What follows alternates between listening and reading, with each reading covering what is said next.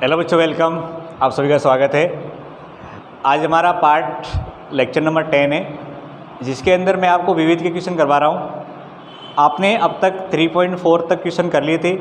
विविध के अंदर फर्स्ट, सेकंड और थर्ड क्वेश्चन, ये जो कॉन्सेप्ट है वो गणितीय आगमन का है, जो कि आपको 11th क्लास में नहीं पढ़ाया गया है क्योंकि वो सिलेबस से हटा दिया गया था। अब डाउट ये है कि ये यहाँ पे सिलेबस में 12th में रखा जाएगा या नहीं रखा जाएगा। हालांकि 11th में हटा दिया था तो ये 12th में हटाना ही पड़ेगा। फिर भी अगर बोर्ड की तरफ से इसको रखा जाता है तो अपन जब रेगुलर बैच में पढ़ेंगे तब मैं इन तीनों क्वेश्चन को सॉल्व करवा दूंगा, क्योंकि इन तीनों क्वेश्चन को सॉल्व करवाने का मतलब है मुझे वो 11th का चैप्टर आपको अलग से पढ़ाना पड़ेगा। तो इस 3 क्वेश्चन की सहायता या 3 क्वेश्चन को सॉल्व करने के लिए मैं डायरेक्टली आपको सॉल्व करवा दूंगा, तो वैसे कन्फ्यूज करेंगे। तो अभी इन तीनों क्वेश्चन को अपन पेंडिंग में रखते हैं। बाद में जब ज़रूरत पड़ेगी या सिलेबस में लगेगा मुझे तो मैं आपको सॉल्व करवा दूंगा। तो क्वेश्चन नंबर 4 से हमारे विविध के क्वेश्चन में शुरुआत होती है। अब ये क्वेश्चन हालांकि मैंने आपको 3.3 में करवा रखा है, फिर भी एक बार अच्छे से देख लो। अच्छा क्वेश्चन है। क्वेश्चन के अंदर हमें ए और बी सममित अवयव है ऐसा दिया है और सिद्ध करना है कि ए बी माइनस बी ए विषम सममित है। यहाँ पे ए बी माइनस बी ए विषम सममित है ऐसा सिद्ध करना है। तो क्या करेंगे? सबसे पहले देखिए, जो हमें दे रखा है उसको लिखो। क्या दे रखा है? ए और बी सममित अवयव है। अगर सममित अवयव है तो इसका मतलब होता है इनका जो परिवर्त होगा वो इन्हीं के बराबर होगा। जानते हो नहीं जानते हो? यही तो परिभाषा है सममित की। ए का परिवर्त बराबर ए, बी का परिवर्त बराबर बी। ये क्यों लिख पाए? क्योंकि ये लाइन दे रखी थी। अब हमें बात करनी है ए बी माइनस बी ए के विषम सममित होने की। विषम सममित या सममित की जब भी बात करते हैं तो उस मैट्रिक्स का परिवर्त लेना होता है और कुछ नहीं करते हैं। तो मैं क्या करूँगा, मान लूँगा कि मेरे पास में सी मैट्रिक्स है जो ए बी माइनस बी ए के बराबर है। अब मुझे कुछ नहीं करना है, सीधा सीधा इसका परिवर्त ले लेना है। तो यहाँ पे परिवर्त लेने पर जब इसका परिवर्त लेंगे तो C का परिवर्त equal to A B minus B A का परिवर्त हो जाएगा, जो कि जब सॉल्व करेंगे तो ये परिवर्त अंतर में दोनों के ऊपर अलग अलग लग जाता है। तो ए बी का परिवर्त हो जाएगा और माइनस बी ए का परिवर्त हो जाएगा। अब गुणनफल का नियम क्या कहता है कि अगर मल्टीप्लाई में परिवर्त एक साथ कर रखा है तो उसको लिखते समय रिवर्स लॉ लगाते हैं। क्या लगाते हैं? रिवर्स, यानी उल्टा चलते हैं। तो उल्टा चलने का मतलब बी का परिवर्त पहले आएगा और ए का परिवर्त बाद में आएगा। ऐसे इसमें बी पहले ए बाद में है, तो जो बाद है उसको पहले लिखिए और पहले है उसको बाद में लिखना है। यहाँ तक आ गए। अब ऊपर से ए परिवर्त की जगह ए रख दो और बी परिवर्त की जगह बी रख दो। तो बी परिवर्त की जगह बी रख देंगे, ए परिवर्त की जगह ए माइनस ए बी मान रखने पर। ठीक है, कब आया ये? मान रखने पर। जब इनका मान रखेंगे और इसमें से अगर मैं थोड़ा सा दिमाग लगाऊं, माइनस कॉमन ले लूं तो ये प्लस का हो जाएगा और ये माइनस का हो जाएगा। यानी मैं इसको ऐसे लिख सकता हूं। बोलो हाँ ना? अगर माइनस कॉमन ले लिया तो ऐसे लिख सकते हैं। अब इसको देखिए गौर से, ये क्या सी अवयव है या नहीं है? ये सी अवयव के बराबर है, तो इसको मैं माइनस सी लिख सकता हूँ। ये सब कुछ किसके बराबर चल रहा है? सी के परिवर्त के बराबर चल रहा है। अब सी का परिवर्त बराबर माइनस सी है, इसका मतलब क्या कहना चाह रहा है ये? जब भी माइनस बार आता है तो वो क्या होता है? विषम सममित होता है। अतः सी बराबर ए बी माइनस बी ए क्या है? विषम सममित है। समझ में आ गया? जब भी आपको सममित और विषम सममित की बात करनी होती है तो उस अवयव का परिवर्त निकालो। अगर वो माइनस साइन दे देता है तो विषम सममित, और वो प्लस साइन के बराबर आ जाता है सममित, या कुछ भी नहीं करता है तो न सममित ना विषम सममित। तो ये इसका तरीका रहेगा। अच्छा क्वेश्चन है, उतार लो।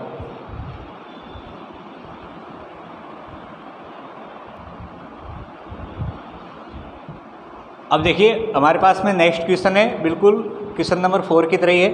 हमें सिद्ध करना है कि बी परिवर्त इंटू ए बी सममित है या विषम सममित है। ये निर्भर करता है कि ए सममित है तो ये पूरा सममित रहेगा, और अगर ए विषम सममित है तो ये पूरा का पूरा क्या रहेगा? विषम सममित। क्योंकि यहाँ पे लिखा है सममित अथवा विषम सममित। जब ए सममित है तो ये भी सममित रहेगा, और ए विषम सममित है तो ये भी विषम सममित रहेगा। यानी ये पूरा का पूरा सममित या विषम सममित होना ए पे निर्भर कर रहा है। किस पे निर्भर कर रहा है? ए पे निर्भर कर रहा है। ऐसा आपको सिद्ध कीजिए, करना है।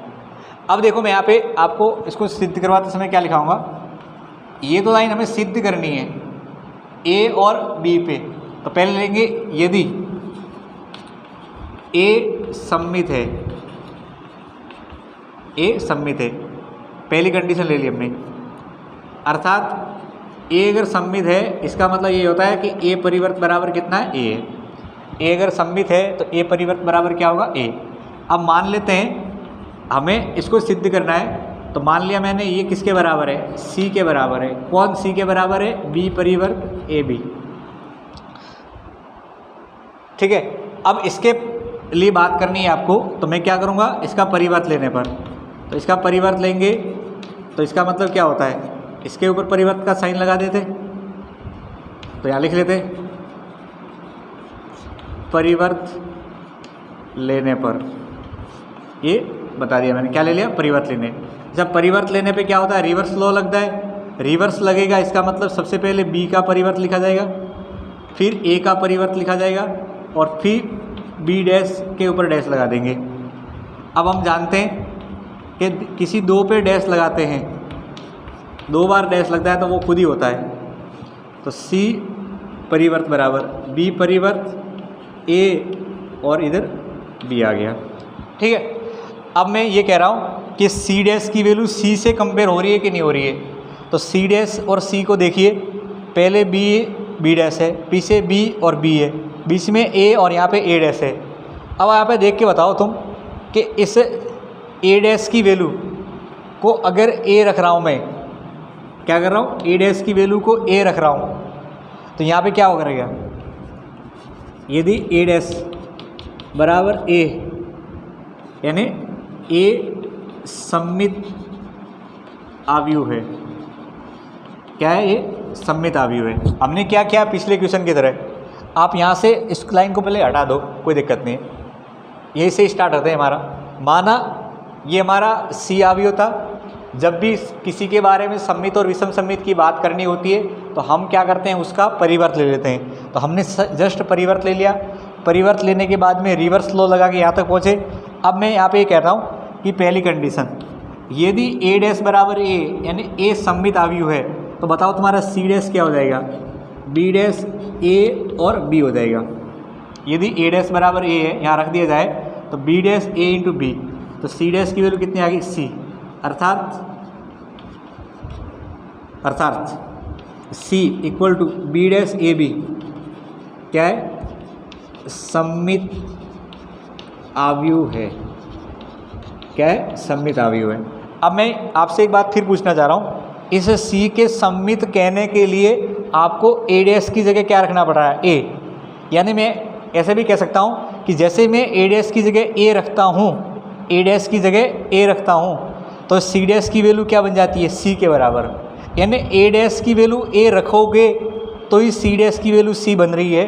तो सी डैश यानी बी डैश ए बी की वैल्यू सममित तभी संभव है जब आपके पास में ए क्या हो? सममित हो। ए क्या हो? सममित हो। बात समझ में आ गई नहीं आएगी? अब सेकंड कंडीशन, यदि ए डैश की वैल्यू माइनस ए यानी विषम सममित है। क्या है? विषम सममित है। तो बताओ यहाँ पे, तो सी डैश की वैल्यू क्या आ जाएगी? बी डैश माइनस ए और बी। अब माइनस तो बाहर आ जाएगा, अगर माइनस बाहर आ गया तो ये ऐसा दिखेगा, और ये सी डैश की वैल्यू क्या हो जाएगी? माइनस सी। अर्थात आप यहाँ से ये कह सकते हो कि सी यानी बी डैश ए बी, ये माइनस बाहर दे दिया है किसने? सी के परिवर्त ने, और माइनस बाहर दिया है तो ये क्या होगा? विषम सममित होगा। तो सी या बी डैश ए बी एक ही बात है, ये क्या है? विषम सममित है। विषम सममित है। अब आप देख लो यहाँ पे सी का सममित या विषम सममित होना किस पे निर्भर कर रहा है? केवल ए पे निर्भर कर रहा है, बी पे निर्भर नहीं कर रहा है। बी के लिए कोई भी हो फर्क नहीं पड़ने वाला है, लेकिन ए डैश की वैल्यू ए रखोगे तो पूरा का पूरा सम्मित हो जाएगा, और ए डैश की वैल्यू माइनस ए रखेंगे तो ये क्या हो जाएगा, विषम सम्मित हो जाएगा। राइट, तो आई थिंक समझ में आ गया होगा। आपको एग्जाम में भी आए तो ऐसे ही लिखना है, इसको सी मान लेना है, परिवर्त निकाल लिए, फिर केस बना दो 2, एक केस में सम्मित वाला ले लेना और दूसरे केस में विषम सम्मित वाला। आई थिंक समझ में आ गई बात, नोट डाउन कर लो।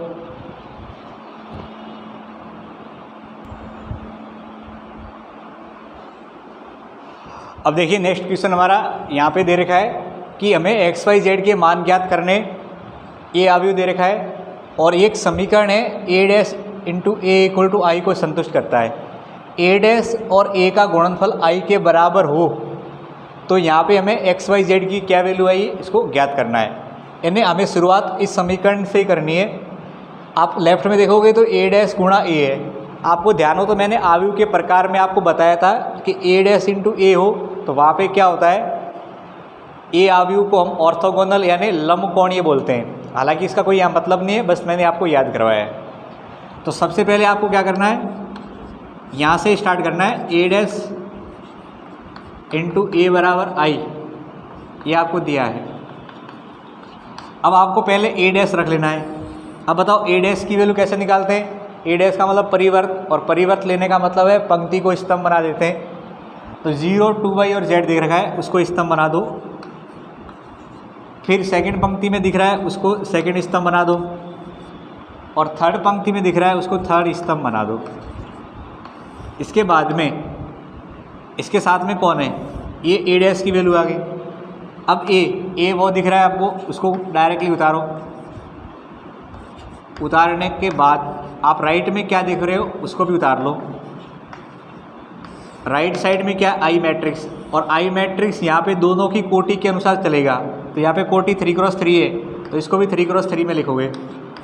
तो 3x3 में लिखेंगे तो ये आपके पास में आ गया है। 2 अवयव लेफ्ट में गुणा हो रहे हैं और इक्वल टू में राइट में एक अवयव है। इसका मतलब पहले गुणा करना है और फिर बराबर साइन है तो अवयवों की तुलना करेंगे। तो चलिए स्टार्ट करते हैं गुणा करना। गुणा करने से रिलेटेड सारी बातें अपन पढ़ चुके हैं, ये विविध प्रश्नावली है। तो आपको फटाफट से गुणनफल में वैल्यू निकाल लेनी है। 0 0 से गुणा होगे 0, x से x स्क्वायर और ये x स्क्वायर, तो 0 plus x square plus x square. I think ठीक है। अब ये लाइन इसके साथ चलेगी, 0 इससे गुणा होगा 0, x इससे गुणा होगा तो xy, और ये इससे गुणा होगा तो माइनस का xy। राइट, चलिए नेक्स्ट इसके साथ में 0 इससे गुणा होगा तो 0, ये इससे गुणा होगा तो माइनस का xz, और ये इससे गुणा होगा तो प्लस का xz। या तो ठीक है। अब सेकंड पंक्ति में आ जाओ और फर्स्ट स्तंभ। सेकंड पंक्ति से जाएगी 0, ए से गुणा होगा तो xy, और ए से गुणा होगा तो माइनस का xy। ऐसे ही सेकंड पंक्ति सेकंड स्तंभ, ए से गुणा होगा तो 4y स्क्वायर, ए से गुणा होगा तो y स्क्वायर, और ए से गुणा होगा तो फिर y स्क्वायर। नेक्स्ट बताओ, ए से गुणा होगा तो 2yz, ए से गुणा होगा तो माइनस का yz, और ए से गुणा होगा तो ये माइनस का yz। सिमिलरली ये लाइन इसके साथ चलाओ, 0 ए से गुणा होगा तो माइनस का xz, और ए से गुणा होगा तो प्लस का xz। ये थोड़ा दूर है, ठीक है, ध्यान रखना इसका। फिर इसके साथ गुणा होगा तो कितना होगा, 2yz माइनस yz, और ये भी माइनस का yz। थर्ड पंक्ति थर्ड स्तंभ, z स्क्वायर, फिर दोनों मल्टीप्लाई होंगे तो ये भी z स्क्वायर, और ये से गुणा होगा तो भी ये भी z square, equal to 1 0 0 0 1 0 0 0 1। Multiplication से रिलेटेड समझ में आ गया होगा। इसको थोड़ा सिंप्लीफाई करोगे तो ये कितना है, 2x स्क्वायर है। आगे वाला देखो कट गया है इसलिए 0, अगले वाला भी कट रहा है इसलिए 0, ये भी कट रहे हैं 0, यहाँ 4 और एक 5 और एक 6, आगे 0, फिर 0 है, देख लो कैलकुलेशन, और यहाँ पे कितना है 3z स्क्वायर, इक्वल टू देखेंगे तो 1 0 0 0 1 0 0 0 1। यहाँ तक समझ में आ गया। ये मल्टीप्लिकेशन के बाद में क्या करना था, अवयवों की तुलना, अवयवों की तुलना करने पर जब इनकी तुलना करेंगे तो 2x² बराबर कितना है 1, तो 2x² बराबर 1। इसका मतलब है x² की वैल्यू 1/2 और इसका मतलब है x की वैल्यू प्लस माइनस 1/√2। ऐसे देखेंगे अगला कितना है, 0 0 से तुलना होगी ख़त्म है, फिर 6y² 1 के साथ जाएगा। तो आपको क्या करना है 6y² बराबर 1 लिखना है। तो यहाँ से y² की वैल्यू कितनी आएगी 1/6, तो y की वैल्यू कितनी आएगी प्लस माइनस 1/√6। आगे देखेंगे तो कितना है 3z² और आगे 1 है, तो 3z² इक्वल टू 1। तो z² की वैल्यू 1/3, तो z की value plus minus 1/√3। I think समझ में आ गया होगा। तो हमारे पास में x की वैल्यू आ गई, आते हैं x equal two plus minus 1/√2, y equal two plus minus 1/√6 और z equal two plus minus 1/√3। ये आपके पास में फाइनल आंसर आ गया होगा। आई थिंक इजी टाइप का क्वेश्चन था, आप में से कई बच्चों ने कर लिया होगा, नहीं किया होगा तो आगे आप ध्यान रखना, इसी तरीके से इसको सॉल्व करना है। ठीक है, करें नोट डाउन, उतारो।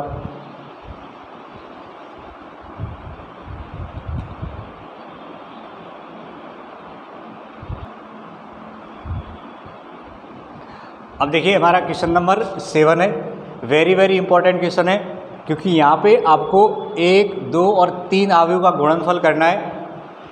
उसको 0 के इक्वल टू रखोगे तो एक समीकरण बनेगा और उस समीकरण को हल करेंगे तो x का मान आ जाएगा।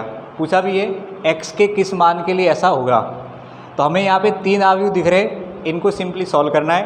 अब 3 अवयव का गुणनफल कैसे करते हैं, तो जब कभी भी 3 अवयव गुणनफल में आ जाते हैं तो हम कोई भी 2 अवयव को पहले गुणा करते हैं, उनका जो आंसर आएगा वो तीसरे अवयव के साथ गुणा करना है। आप पहले 2 को गुणा करके तीसरे के साथ गुणा कर सकते हो, या पिछले दोनों गुणा करके पहले के साथ गुणा कर सकते हैं, तरीका बदल सकता है, आंसर सेम ही आएगा।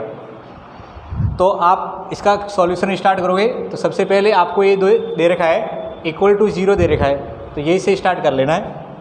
अब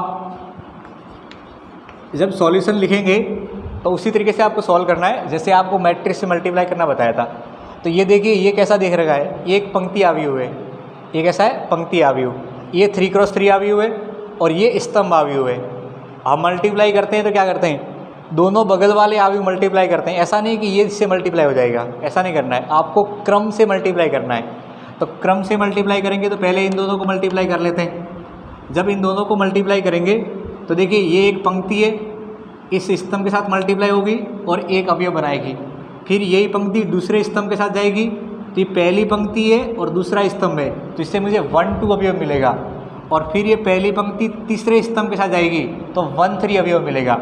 अब बताओ 1 1 अवयव होगा वो कहाँ होगा, A11 बनेगा इससे और इससे, फिर ये वाली लाइन इससे जाएगी तो A12 बनेगा जो आगे आएगा, फिर ये इससे गुणा होगी तो A13 आएगा। अब इतना ही आएगा, इनके बीच में प्लस मत लगा लेना क्योंकि ये और ये मिल के A11 बना रहे हैं। इसको आप देखोगे तो ये क्या है, हमारा एक पंक्ति अवयव है। तो इसको रिजल्ट के तौर पे इसको सॉल्व कर रहा हूँ, ध्यान से देखना। तो आप यहाँ पे मल्टीप्लाई करोगे तो 1 1 के साथ जाएगा तो 1 × 1 प्लस 2 2 के साथ जाएगा तो 2 × 2 प्लस 1 1 के साथ जाएगा तो 1 × 1। यहाँ तो समझ में आ गया। थोड़ा सा दूर बढ़ो, अब यही लाइन इसके साथ गुणा होगी तो 1 × 2 प्लस 2 × 0 प्लस 1 × 0। यहाँ तक ठीक है। थोड़ा सा दूर लिखे और ये लाइन इसके साथ गुणा होगी तो 1 × 0 प्लस 2 × 1 प्लस 1 × 2। यहाँ तक आ गया। ये बस हो गया मल्टीप्लिकेशन इन दोनों का, और कुछ नहीं आएगा।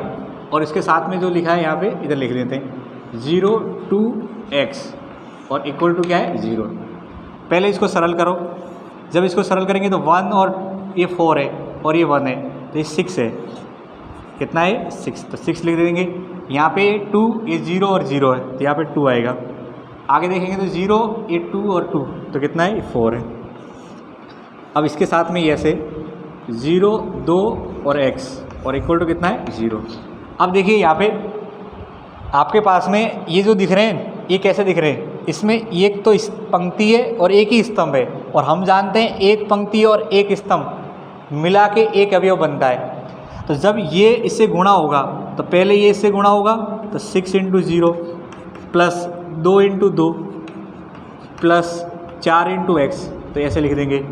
अब और कुछ नहीं है, ये इससे गुणा हो गया और जब ये गुणा इससे हो रहा है तो हमें एक ही तो अवयव मिलने वाला है। अब एक ही अवयव को ऐसे बॉक्स में बंद कर दो और कुछ नहीं है, इक्वल टू कितना है 0। अब देखिए यहाँ से इसको सॉल्व करेंगे तो 6 ये 0 ये 4 और ये एक्स, तो कितना है 4 प्लस 4x है और इक्वल टू कितना है 0। तो ये 0 क्या है, 0 अवयव है। तो आपके पास में 4x प्लस 4 की वैल्यू कितनी आ जाएगी 0, तो x की वैल्यू कितनी आ जाएगी -1 आ जाएगी। कितनी आ जाएगी, x की वैल्यू -1। तो ये हमारा आंसर है इसका। अब बताओ इसमें क्या चीज़ ध्यान रखने वाली थी। पहले तो इनको मल्टीप्लाई किया है तो वो यहाँ लिख दिया है। मल्टीप्लिकेशन के बाद में ये जो दो अवयव बनेंगे उनको मल्टीप्लाई करेंगे तो यहाँ पे सिंगल एक अवयव आएगा और कुछ नहीं आने वाला है। अब वो सिंगल अवयव कैसे लिखते हैं वो आपको समझा दिया मैंने।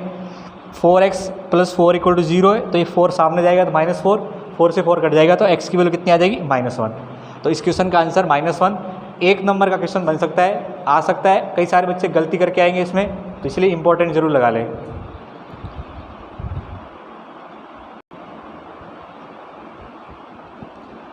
अब देखो एक क्वेश्चन और है, बिल्कुल पिछले क्वेश्चन की तरह ही है। जो प्रोसेस आपको इसमें समझाया है वो यहाँ पे भी समझाने वाला हूँ। कैलकुलेशन आप खुद ट्राई कर सकते हो। अगर पिछला क्वेश्चन आपने कर लिया है, समझ लिया है, तो आपको इस क्वेश्चन को वीडियो रोक के खुद करना चाहिए। अगर आप कर पाते हो तो आपका कॉन्फिडेंस बढ़ेगा है और आगे भी आपको ऐसे क्वेश्चन में कभी दिक्कत नहीं आएगी। इससे पहले हमने जो क्वेश्चन सॉल्व किया था वो 7वां था, बीच में 8वां क्वेश्चन मैंने स्किप किया है, लेकिन वो इजी टाइप का क्वेश्चन है। ऐसा मैं क्वेश्चन आपको करवा चुका हूँ पहले भी, तो आप ज़रूर इसको ट्राई कर लेना, आपसे हो जाना चाहिए। और जब तक आप खुद ट्राई नहीं करोगे बच्चों, तो हमेशा आपको ऐसा लगेगा कि कोई मदद करने वाला मिल जाए। अब आपकी मदद आप कर सकते हो मेरे समझाने के बाद, तो और कोई नहीं करेगा। चलिए अपने क्वेश्चन की तरफ आते हैं और इसको सॉल्व करते हैं। अब बताओ यहाँ पे मुझे x की वैल्यू ज्ञात करनी है, तो सबसे पहले मैं क्या करने वाला हूँ, इनको मल्टीप्लाई करूँगा। तो जैसा कि पिछली बार बताया था, ये ऐसे मल्टीप्लाई होंगे, हमारे एक पंक्ति अवयव मिलने वाला है।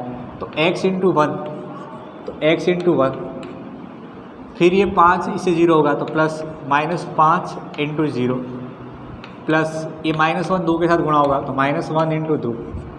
यहाँ तक ठीक है। आगे ये x 0 के साथ गुणा होगा, थोड़ा दूर लिखेंगे, x इंटू 0, प्लस -5 2 के साथ गुणा होगा तो -5 इंटू 2, प्लस -1 इंटू 0, यहाँ तक लिख देंगे। आगे ये तीसरी स्तंभ के साथ में, तो x into 1, sorry x into 2 है। फिर ये -5 इसके साथ गुणा होगा तो -5 इंटू 1, प्लस -1 3 के साथ गुणा होगा तो -1 इंटू 3। बस इतना सा आएगा, क्योंकि पहली पंक्ति इसके साथ जाएगी तो 1 1, फिर 1 2 और यहाँ से 1 3, तो 1 1 1 2 1 3 ऐसे लिखे जाते हैं। और इसको इसके साइड में लिख दो और इक्वल टू 0। ठीक है यहाँ तक। चलिए इसको सिंप्लीफाई करते हैं। ये x, ये 0 और ये -2, तो ये x -2। आगे देखेंगे ये 0, ये माइनस का 10, ये 0, तो ये माइनस का 10।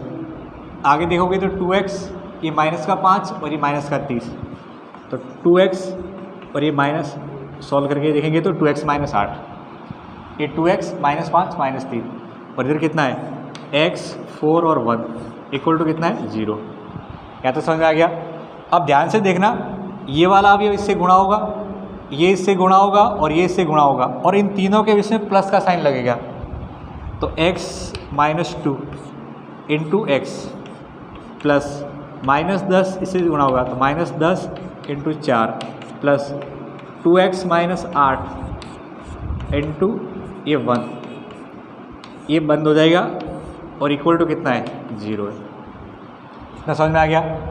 अब इसको सॉल्व करेंगे तो ये x² - 2x, ये माइनस का 40 इससे गुणा होगा तो प्लस का 2x और माइनस का 8 इक्वल टू 0 है। अब आप ही हटा सकते हो आप। अब आप ही हटा देंगे तो ये x² ये कट गया और ये कितना हो गया 48 हो गया इक्वल टू 0 है। तो x की वैल्यू कितनी आ जाएगी 48, x² की वैल्यू 48, तो x की वैल्यू क्या आ जाएगी +-4√3 क्या आ जाएगी, +-4√3। एक बार देख लो मैं कैलकुलेशन, ठीक है। हमारा आंसर यहाँ पे ये आ गया +-4√3 और बिल्कुल सही आंसर है। तो अच्छे से इसको भी नोट डाउन कर लो। आपको यहाँ पे गलती नहीं करनी है इनको मल्टीप्लाई करते समय, क्योंकि अवयव से मल्टीप्लाई हो के एक पूरी पंक्ति और एक पूरा स्तंभ मल्टीप्लाई होने के बाद एक अवयव बनता है। तो ये इससे मल्टीप्लाई के बीच में प्लस साइन जरूर लगा लेना, ठीक है। उतार लो इसको।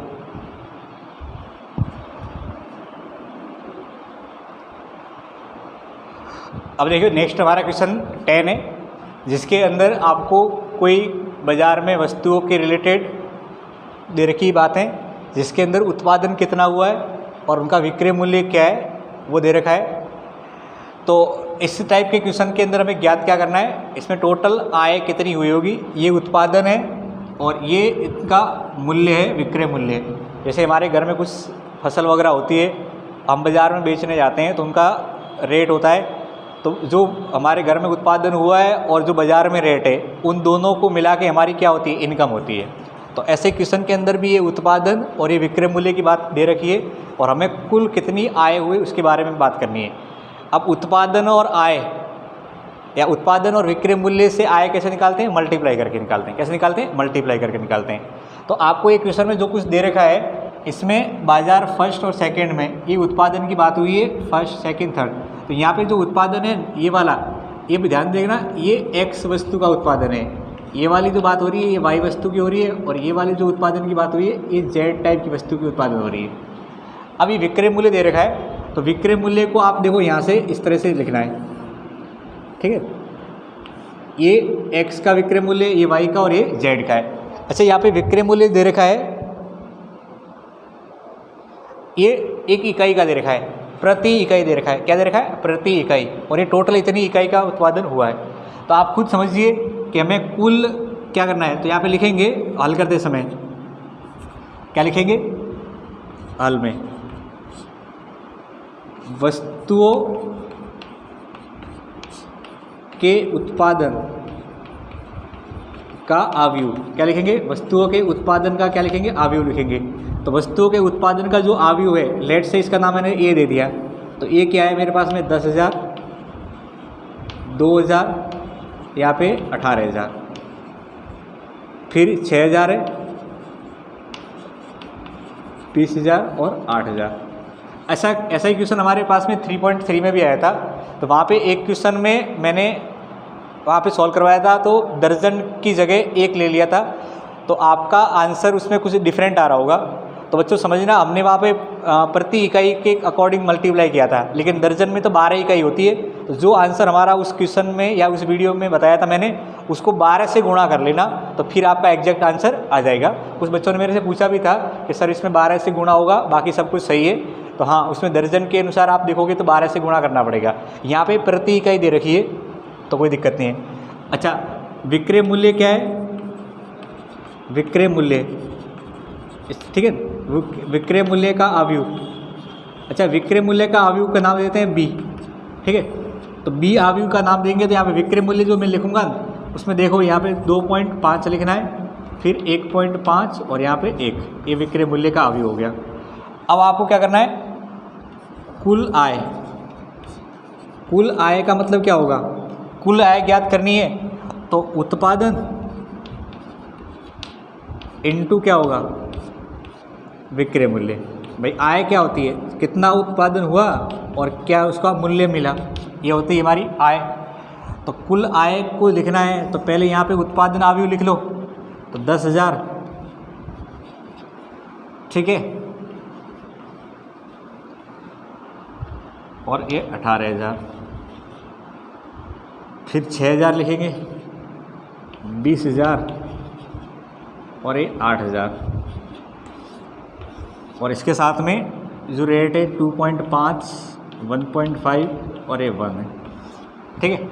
अब इनको मल्टीप्लाई करना है और कुछ नहीं करना है, सिंपली ये जो पहली पंक्ति है वो बाजार फर्स्ट की है और सेकंड पंक्ति किसकी है, बाजार सेकंड की। यानी बाजार फर्स्ट से हमें कितना मिला, वो पहली पंक्ति में आएगा, बाजार सेकंड से कितना मिला वो सेकंड पंक्ति में आएगा। कुल आय ज्ञात करनी है तो हम क्या करेंगे, दोनों को ऐड कर लेंगे, क्योंकि हमें बाजार फर्स्ट से कितना मिला और बाजार सेकंड से वो आपका हो जाएगा। अब मल्टीप्लाई करने वाला प्रोसेस है तो आप अच्छे से कई क्वेश्चन में समझ चुके हो, अब आपको शायद कोई दिक्कत नहीं आएगी उसको सॉल्व करने में। तो मैं यहाँ पे सॉल्व कर रहा हूँ, ध्यान से देखो, बराबर में लिखेंगे। देखो 10,000 इससे गुणा होगा ऐसे, तो 10,000 2.5 से गुणा होगा तो ये 25,000 हो जाएगा, प्लस फिर 2,000 1.5 से गुणा होगा, मल्टीप्लाई करना आ रहा है तो ये 3,000 हो जाएगा, फिर 18,000 1 से गुणा होगा तो ये 18,000 हो जाएगा, राइट। ये लाइन इससे मल्टीप्लाई होगी बस। जब ये पहली पंक्ति और पहला स्तंभ, यहाँ पे एक ही स्तंभ है तो A11 मिलेगा, तो ये A11 लिख दिया। अब ये दूसरी पंक्ति इसके साथ मल्टीप्लाई होगी तो 6,000 को 2.5 से गुणा करेंगे तो ये 15,000 हो जाएगा, प्लस 20,000 को 1.5 से गुणा करेंगे तो ये 30,000 हो जाएगा, और 8,000 को 1 से गुणा करेंगे तो ये 8,000 हो जाएगा। ठीक है, यहाँ तक आ गया। और इसको फिर से सॉल्व करेंगे तो 25 और 3 28 और 18, 28 और 18 कितने होते हैं 46,000, 15 और 30 45 और 8 ये होता है 53,000। ये आ गया। ये हमारे बाजार फर्स्ट से आया है, किससे आया है, बाजार फर्स्ट से। और ये कहाँ से आया है, बाजार सेकंड से आया है। भाई जो वस्तु बेचने गए थे बाजार फर्स्ट में वहाँ से 46,000 रुपये ले आ गए, और बाजार सेकंड में गए थे वहाँ से कितना आ गए 53,000 रुपये। तो कुल आय कितनी हुई, तो कुल आय होगी 46,000 प्लस 53,000। 46,000 और 53,000 कितने होते हैं 50 और 40 90, यानी 99,000 की कुल आय हुई। कितनी हुई 99,000 की। एक बार मैं कैलकुलेशन देख लेता हूँ।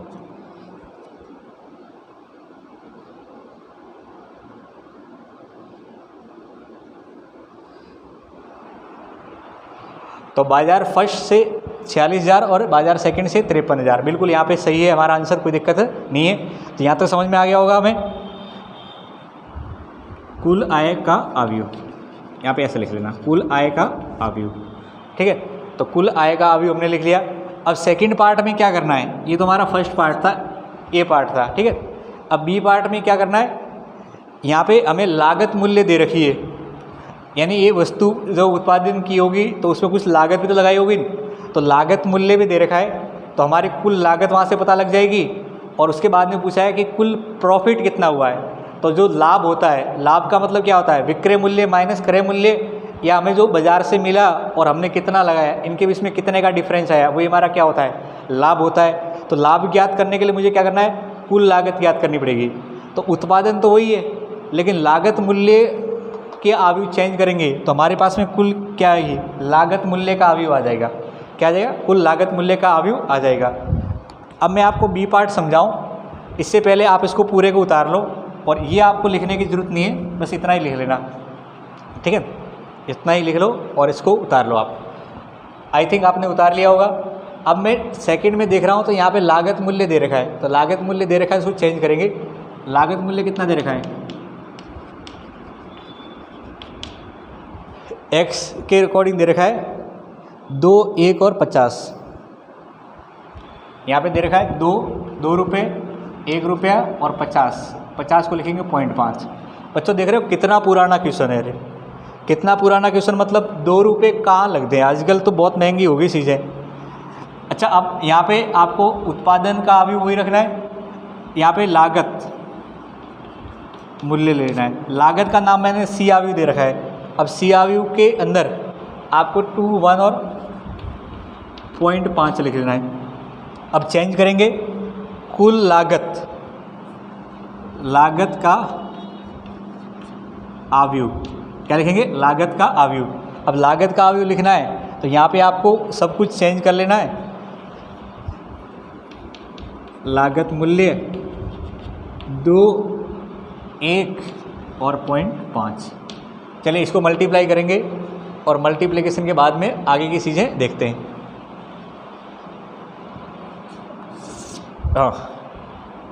लिख लेते हैं लागत अवयव। लागत अवयव निकालेंगे तो कैसा आएगा बताओ, ये इससे मल्टीप्लाई होगा 10,000 2 से, तो कितना आएगा 20,000 प्लस 2,000 1 से गुणा होगा तो 2,000 ही आएगा, और ये 18,000.5 से गुणा होगा तो कितना आ जाएगा 9,000 आ जाएगा। ऐसे ही नेक्स्ट देखिए, ये 6,000 2 से गुणा होगा तो 12,000 आ जाएगा, प्लस 20,000 1 से गुणा होगा तो 20,000 ही, और 8,000 गुणा होगा 0.5 से, तो कितना आ जाएगा 4,000। अब यहाँ से लिख लेते हैं लागत अवयव कितना हुआ, 20 और 1 2 22 और 9 31,000, 12 और 20 42 और 46,000। ठीक है, ये हमारा बाजार फर्स्ट का है, और ये कौन सा है, बाजार सेकंड का है। ठीक है, ये हमारा लागत अवयव आ गया। अब लाभ क्या होता है बताओ, लाभ का मतलब लाभ अवयव, लाभ अवयव निकालना हो तो विक्रय मूल्य माइनस क्या होता है, लागत होता नहीं होता है, और इसको अवयव के रूप में लिख रहे हैं, तो यहाँ पे अवयव लगा दिया मैंने। अब देखिए जो चीज़ें हमारे पास आई थी उसमें कितना था, 46,000 और 53,000 था। 46,000 विक्रय मूल्य, और यहाँ पे कितना था 53,000। लागत मूल्य कितना है 31,000, और कितना है 46,000। अब इनको सॉल्व करेंगे यानी घटाएंगे तो कितना आएगा, 46 में से 31 गया तो 15,000 बच गया, और 53 में से 6 गया तो कितना बच गया 9,000 के 10, हाँ 4 और 3 7,000, कितना आएगा 7,000। तो 15,000 और 7,000, बाजार फर्स्ट से हमें 15,000 का फ़ायदा हुआ है और बाजार सेकंड से 7,000 का, राइट।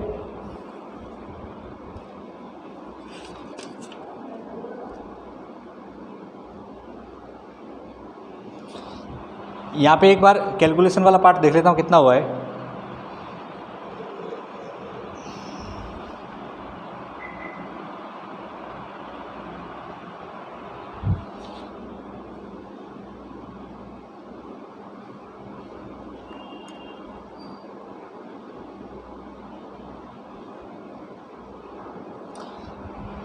यहाँ पे कैलकुलेशन में हमारा 7,000 आया है, आंसर की में 17,000 दे रखा है। एक बार देख लेने दो मुझे कितना हो रहा है, सॉरी ये 36,000 है, सॉरी लागत अवयव में कितना है 36 है। ओके, अगर ये 36 है तो 17,000 आ जाएगा, कितना आ जाएगा 17,000। तो ये हमारा पास में लागत या लाभ अवयव के रूप में हमने यहाँ पे सॉल्व कर लिया है। तो आई थिंक समझ में आ गया होगा इस टाइप क्वेश्चन को कैसे सॉल्व करना होता है। बिल्कुल सिंपल कॉन्सेप्ट है, जो आप अब तक सोचते थे बस उसको अवयव का रूप दे देना है। ठीक है, तो यहाँ तक हमने क्वेश्चन कर लिए। ये क्वेश्चन नंबर 10 था। बाकी क्वेश्चन हम देखेंगे नेक्स्ट वीडियो के अंदर, और विविध के जो बचे हुए क्वेश्चन और एग्जाम्पल भी होंगे तो उसको मैं डिस्कस कर लूँगा। ठीक है।